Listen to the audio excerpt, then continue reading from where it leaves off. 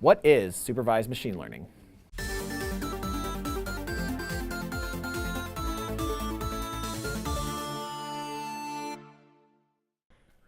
Welcome back to the Hello World Show. I'm Spencer Schneidenbach. I'm Heather Downing. And we're here with Jennifer Marsman, a principal software development engineer for Microsoft, a machine learning guru, one of the top 100 most influential persons in machine learning. Am I correct? That's right. Awesome, awesome. Why don't you tell us a little bit about yourself? I grew up in Michigan and went to school there at University of Michigan, go blue. And I'm just really passionate about machine learning. I think we're at a really exciting time. There have been just incredible advancements just in the last 10 years. Like since I've graduated from college, we've made things that were science fiction then are reality now. So it's a really exciting time to be in the space. So I'm really excited to be here talking with you guys about it. And I think today we'll just do a really, really simple introduction to what supervised machine learning is. So that's the subset of machine learning that focuses specifically on, it can help you make predictions. Awesome. So, yeah.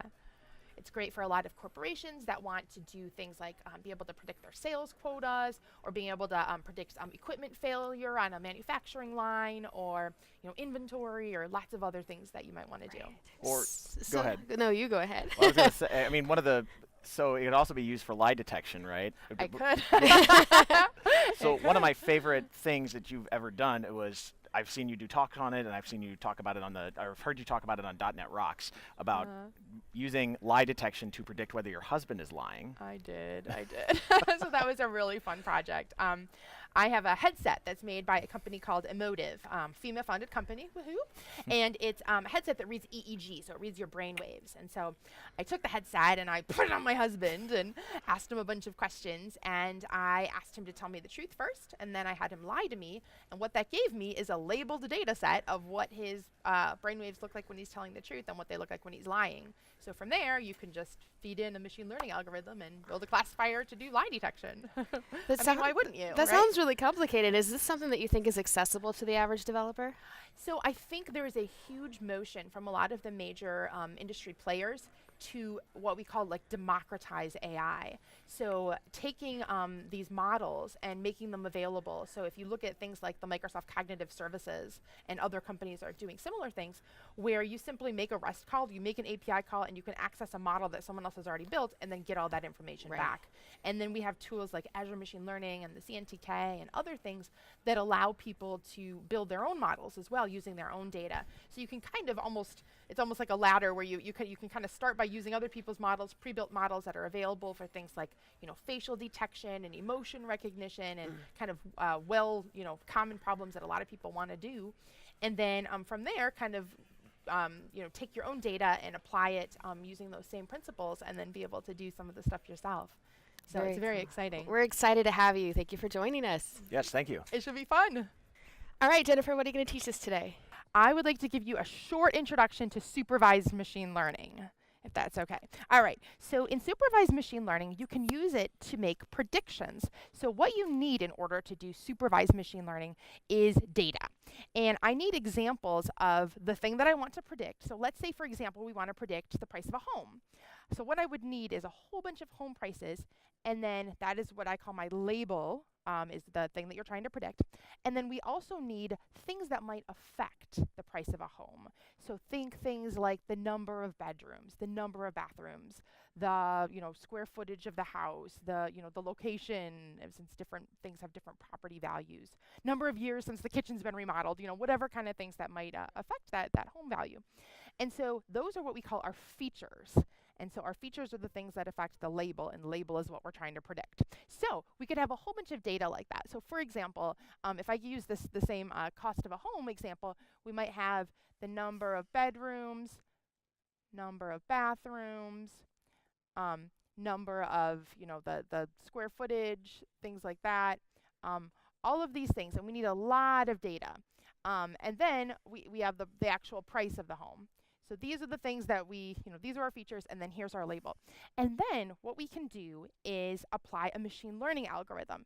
And there's a variety of different algorithms, and all they do under the covers is use crazy beautiful math to find the correlation between these features and this label.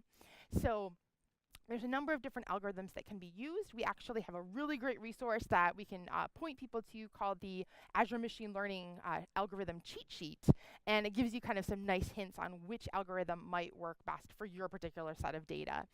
For example, like support vector machines are really good if you have a lot of features, and there's other things that you can do, you know, if you want to be able to update your data well and all these other things. There's various different algorithms that work better.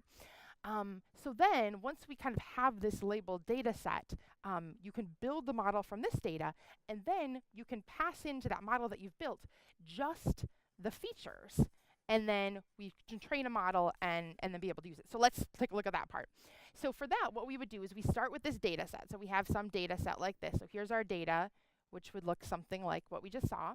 And then we might apply some kind of data cleaning. So there may be various cleaning processes that would happen.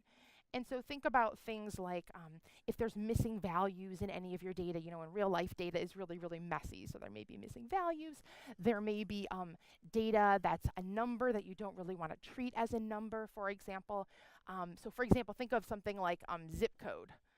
If we gave the zip code of where this is located, or postal code in other countries, the zip code is represented by a number, but it's not actually a number per se. Like, you wouldn't average two zip codes together, right? You wouldn't use it mathematically because it's not actually a real number. It's kind of like, as developers, we think of that as something like an enumeration. It's something that, it's a number that represents kind of a state. In this case, it represents a various location, right? And so when you have numbers like that, you would make them categorical or do things like that to make sure that it isn't actually treating it like a real number. So there's various things you can do. So we might apply various data cleaning processes to do something like that. Then after our data is all clean, what we typically do is split the data.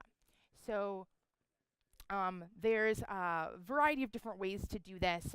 There's some more advanced techniques like cross-validation and other things. But one just simple way to do this is you could do a split of, let's say, a 70-30% split. So in this case, here's why we actually split our data. So we have all of this data, right? And so if I take all of this data, build a model with all of it, and then I want to see how well my model performs, and I say, okay, for a house that's, 2 bedrooms, 2 baths, 3,000 square feet, that's this price, tell me how much it costs. Well, the model's going to do pretty well on that one because that's one of the data points I used to train it. So it kind of already knows some of that information. So what you want to do for a true test of your model is see how well it performs on data it's never seen before. So because of that, what we do is after we have this nice, clean, labeled data set, we typically hold back some of the data to use for testing. So that 30% that we hold back is our test set, and then the 70% we use to actually train the model. So this is our training set. So we take 70% of our data, actually apply that mathematics, that crazy beautiful math, and different algorithms work well for different data sets. And then from that, we can actually build a model. So we have basically our data comes in, and then what algorithm we use comes in, and then what we can produce from that using that 70% of the data plus some machine algorithm. So we have an algorithm as well. We can get a, from that we build a model. So now we have a trained model. And then we can take that test data we've held back and pass in just those features. So now I can say, okay, for a given, set of, square footage and zip code and number of bedrooms and number of bathrooms, call the model and see what it, what it produces. So then we have the model's output, and then we can compare that to what that kind of known right answer that we have from our test data because we've held that data back.